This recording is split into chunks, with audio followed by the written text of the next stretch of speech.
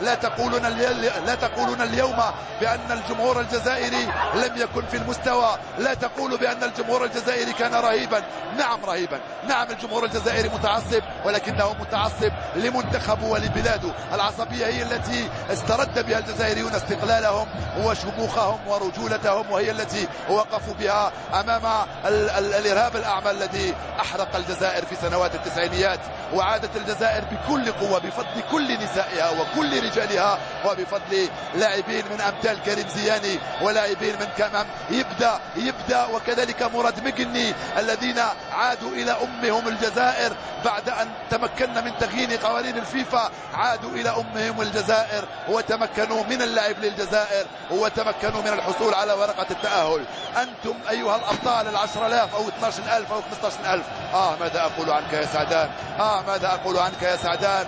سعدان أقول لك وأعيد الأغنية التي غناها الرجال في الجزائر بعد أن انهزمنا أمام المنتخب المصري بهدفين مقابل 0.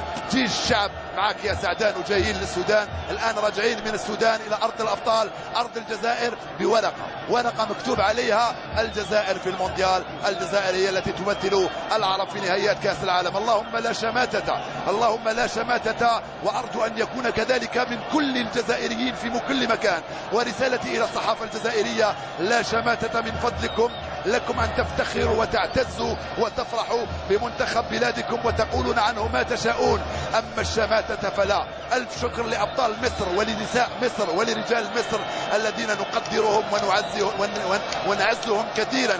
ومباراة في كرة القدم لا يمكن أن تفرق بيننا. صحيح أنه كانت فيه تجاوزات كثيرة من الطرفين، ولكن في نهاية المطاف فوق أرضية الميدان اليوم الرجال تنافسوا بشرف وكان التأهل للجزائر. فوق أرضية ميدان القاهرة الرجال نافسوكم أيضا بشرف وخسروا بهدفين مقابل 0.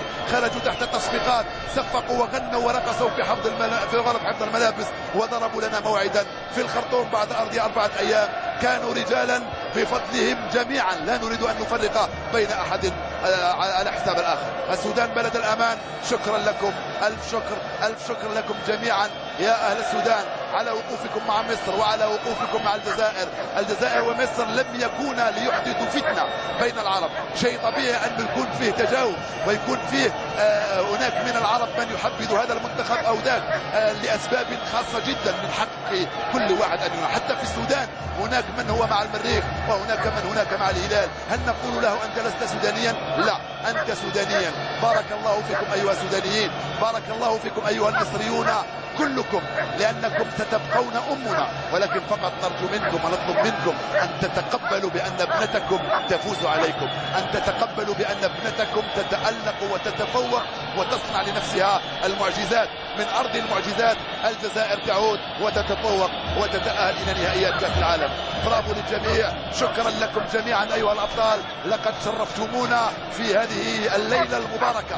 سيبقى في التاريخ هذا 18 من شهر نوفمبر. عندما نقول شهر نوفمبر نقول بأن الشهر الذي شهد واحدة من أعظم ثورات العصر الحديث، شهد ثورة الفاتح نوفمبر